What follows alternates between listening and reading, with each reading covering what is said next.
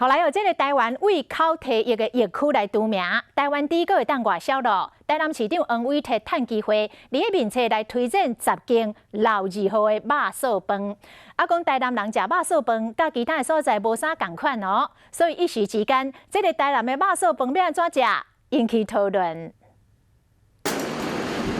讲规暝肉燥偏起来真香，内行拢免讲，一碗白饭淋一汤匙的肉燥，这顿就使心满意足。一般拢安两碗，我拢食安两碗。去台南食肉燥饭，这是真接地气的做法。食法有真侪种，有人讲南盐水是绝配。讲看这碗肉燥甜里甜，内面的肥肉占大部分，温中版的好滋味，好人一喙煞一喙。它这个肉燥饭肥而不腻啊，它吃起来还蛮顺口的。台湾的猪肉解禁，台南市长黄伟摕伫面册推荐10间老字号的肉燥饭。学了台南要变成世界肉燥饭之都，业者当然欢喜。未来因做的这个猪肉美食罐头，拢会使出口啊！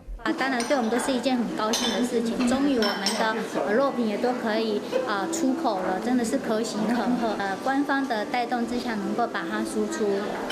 伫南部像出名的万巒猪脚，有卖少的店头，目前嘛有做真空包装伫卖。后盖就有机会外销到国外，互更较侪人有这个口福，食到台湾的在地美食。